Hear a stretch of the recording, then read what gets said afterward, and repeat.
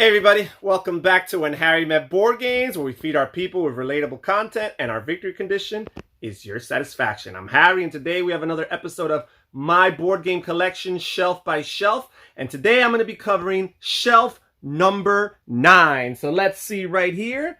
This here, folks, is shelf number 9. And what do we have here? First of all, we have this game right here, Star Trek Fleet Captains, designed by Reiner Knizia and published by WizKids. This is a cooperative game with a Star Trek theme, and in particular, it's kind of based on the recent movies that came out about 5 to 10 years ago. And this is an excellent cooperative game where players are each taking one of the 4 main characters from that movie, from the Star Trek original series as well. We have Captain Kirk, we have Mr. Spock, we have Dr. Leonard McCoy, and we have Nyota Uhura. And these are the 4 characters that players can choose from. And basically, you are hovering, the Starship Enterprise is hovering or orbiting around the planet of Nibia. And players are beaming down to the planet to try to discover different things, gain special artifacts, solve different challenges, and ultimately there's 3 main missions, color-coded, purple, yellow, and green, that players are trying to accomplish. All the meanwhile, they're also trying to hold back the forces of the Klingon battle cruiser, which is approaching the Starship Enterprise on the orbit and is occasionally engaging in combat with the threat of destroying and annihilating the Starship Enterprise. You also have a time track that progresses as the game goes on. And if a certain amount of star dates are passed or pass on, players are going to lose the game. So there's a couple ways you lose the game: if the Klingon battlecruiser destroys the Starship Enterprise, and of course if the star date time track runs out. And all the meanwhile, players are playing on their different skills. This is a hero clicks based game where each of their characters is a miniature with a hero clicks dial on the bottom that gives them stats in 3 different categories. They have yellow for command, red for engineering, and blue for science. And all the different missions favor some of those stats versus others. You also have crew members as cards that you'll be playing and adding to your tableau, which will ultimately modify your stats for all these different missions. And finally, you also have some special action cards that you can play during your turn. It's really cool. You're trying to cover as much of the planet of Nibia as possible. You're trying to figure out who has to go back to man the Starship Enterprise in order to engage with the Klingons, and also occasionally go to sick bay in order to recover and heal, because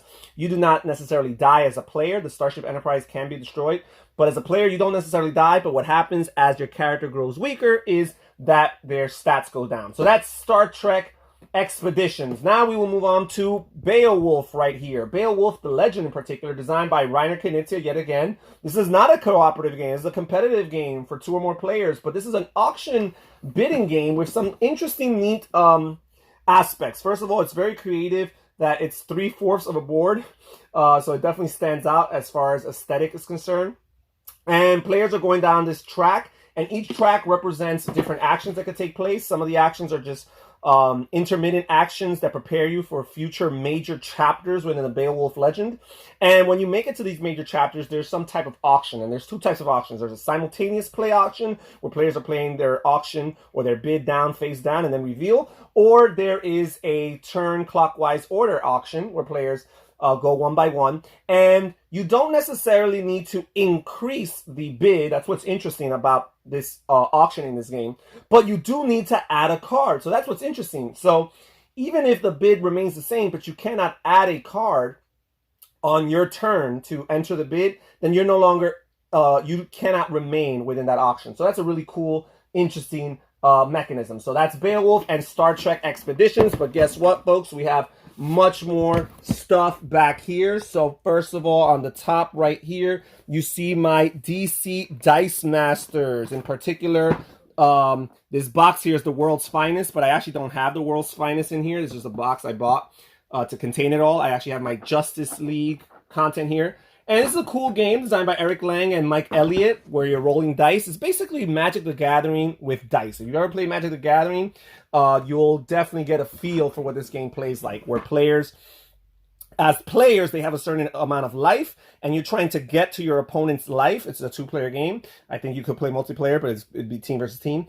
So you're trying to get to your opponent's life, but their characters serve as buffers, right? So when you attack, if the opponent has characters of their own to defend, they absorb that hit. They're buffers between the player and the character, and therefore they do not incur that damage as a player. But once you knock out your player 20 life, which is exactly what Magic the Gathering is, once you knock them 20 life, they have lost the game. Underneath that, you see Rhinelander, and I am one of the few, if not the only person that talks about Rhinelander. This is another Reiner Knizia game, and this one in particular is an area majority game where players take on the role of different dukes who have their knights conquering these different places.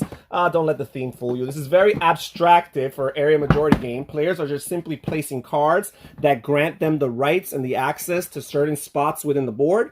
And it's interesting because this is basically a kind of like a response to the classic game Acquire, because a lot of the concepts from Acquire also take place here. You have mergers of different duchies, as the game refers to it, instead of companies.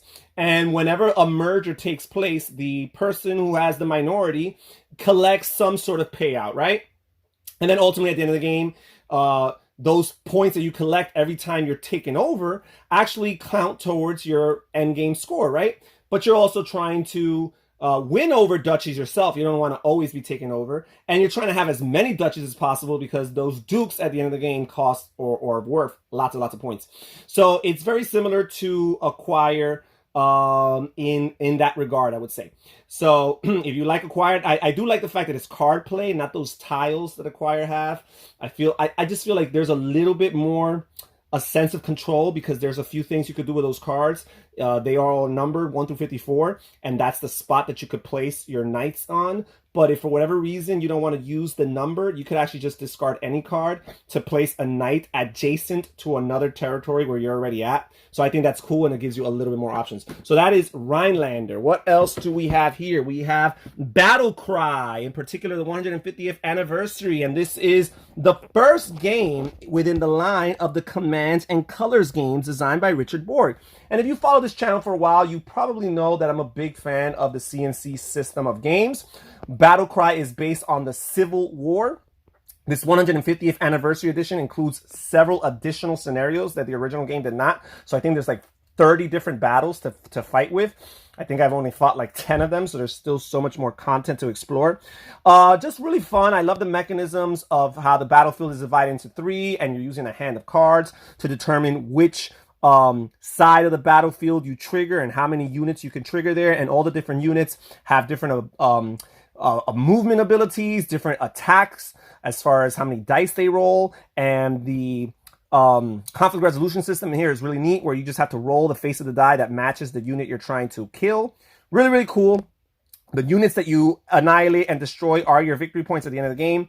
And each game has a slightly different winning condition and definitely a different setup, and even the topographical terrain features of the board change from game to game, which I think is really neat.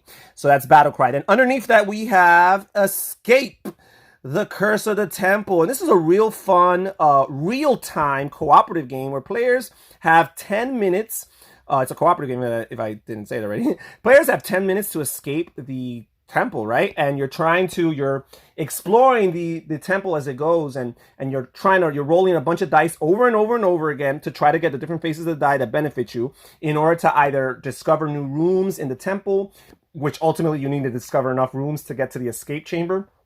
But also you're using those dice to roll certain torches and key symbols that let you unlock special gems, which are basically the goal of the game, because you're going to have to roll a number of keys equal to the amount of the gems that are still in a depot. You have this depot on the side of the board. that you're trying to remove as many gems as possible so that when you get to that final escape chamber, there's fewer amount of keys that you need to roll in order to escape. It's really cool. Lots of collaboration. A very tense game where there's 2 intermissions within this 10-minute period where players, the music, there's a gong that goes off and the music speeds up. And it basically indicates to players that they have to go back to the starting chamber. So whatever progress you think you've made and whatever task you might be in the middle of, you're going to have to drop it and race back to the starting chamber. Because if you do not make it to the starting chamber before you hear the slam of a door, then each player who failed to do so is going to lose one of their dice. And you only have 5 dice to start with. So if you lose dice, it makes it harder for you to accomplish your goals. Really cool real-time game, Escape. And over here, we have Jamaica. And this is a real fun family weight pirate-themed game where players are sailing across the island of Jamaica, trying to be the first players to make it to Port Royal, because if you make it to Port Royal, there's a very good chance you're going to win the game. However, there's other things going on. You are trying to collect gold in a diverse manner of ways. You are exploring secret caves for their hidden treasure, but beware, it's a little bit of a push your luck because you might just encounter cursed treasure instead, which will count as negative points towards you. This is an action program selection movement programming as well, where players are all simultaneously at the beginning of a turn choosing their actions that they're going to take based on a combination of a roll of a die that determines how many times will a morning action be triggered and how many times an evening action will be triggered. And each of your cards has both a morning and an evening action for it. And you'll determine which actions you want to do and how many times you want to do them. And finally, what happens is you execute it, but in clockwise order.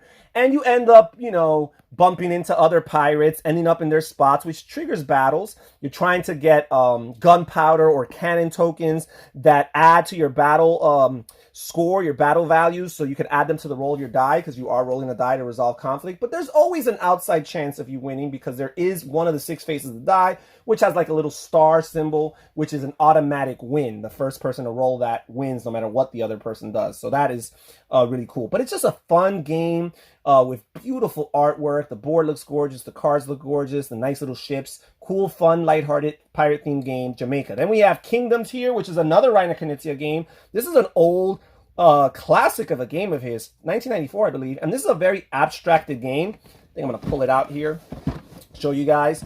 Basically, the board consists of this grid. It's like a 5x5 or a 6x6. 6x6, 6x5, a 6x5 grid. And players are placing down on their turns, they're either placing down one of their castles, and each of their castles has either 1 tower on it, 2 towers on it, 3 or 4 towers on it. And those towers correspond to how valuable they are and how many victory points they could potentially get you. But you're either placing down one of your towers in your color, or you're placing down a tile. And all of the tiles either add value, positive value, to the intersecting columns and rows, or they add negative value to the intersecting columns and rows.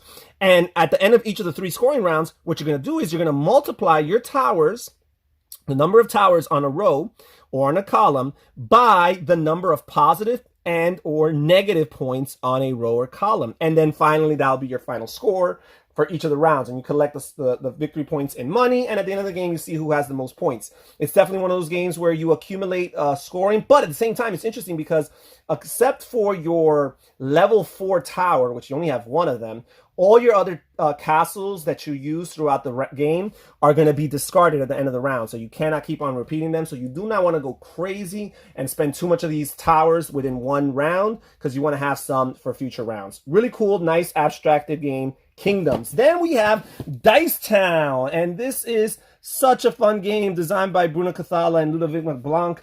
This is a fun Wild West themed game where players are rolling dice. It's kind of Yahtzee style, but there's these nice little bullet shaped cups that you're rolling. You're secretly deciphering what you want to keep, what you want to re-roll. And basically you have to, on the basic rules of this game, you have to lock one of those dice for each roll you do.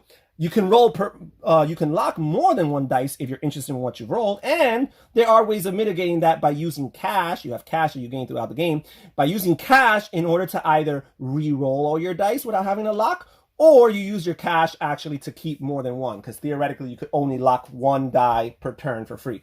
Really cool. There's a plethora of ways of scoring points. You're trying to, explore the gold mines for gold, rob the bank for cash, influence the sheriff for benefits, go to the city hall and, influence the mayor in order to gain lots of valuable property. And whoever has the most victory points at the end of the game is the winner. But it's really cool because all these different spots within the board, in order for you to trigger their abilities, you need to be the person who rolled the best poker hand, because these dice are 6-sided poker dice, the best poker hand for that particular location, right? So one location you might need the most spades, the other location you might need the most kings, and so on and so forth. And finally, the city hall, you just need to have the best overall poker hand. If you like poker, you like dice rolling, you like Yahtzee with a roll and lock mechanism, this will be a good choice for you, Dice Town. And finally, the bottom game here is Commands and Colors Ancients, designed by Richard Borg. I had just spoken about Battle Cry, and now here I'm talking about Commands and Colors Ancients. And this is probably my favorite within this line of CNC games. This is based on antiquity. In particular, the base game is based on the Romans and the Carthaginians. There's lots of expansions that throw in Greeks and Persians and Spartans and other people groups from around that time, late antiquity. Really, really cool game. Late antiquity is one of my favorite theaters of history. I love the fact that this adds a little bit layer of complexity and weight to the game because you have so many more units in this game than you do in your typical CNC game, and what they do and how they do what they do and how they maneuver. All these things are so nuanced that it makes it such a strategic endeavor to partake in this game. But it's so much fun. Now, I will say this doesn't have miniatures like lots of the more popular ones. You do have blocks that you have to put stickers on, but I actually find the stickering of these blocks to be a little bit therapeutic. And I feel that it lends itself to the theme of antiquity, the fact that you're moving around blocks, probably like ancients from long ago did when they were preparing for battle. And that's it, folks. This is shelf number 9. Thank you so much for joining us here when Harry Met Board Games. Comment down below. Tell me what you think about the shelf. How many of these games are in your collection? Which ones interest you? Which ones are you appalled at the fact that I spent my money on? This is Harry from When Harry Met Board Games saying thank you, everybody. Take care, stay safe, stay healthy, and have fun gaming. Bye-bye.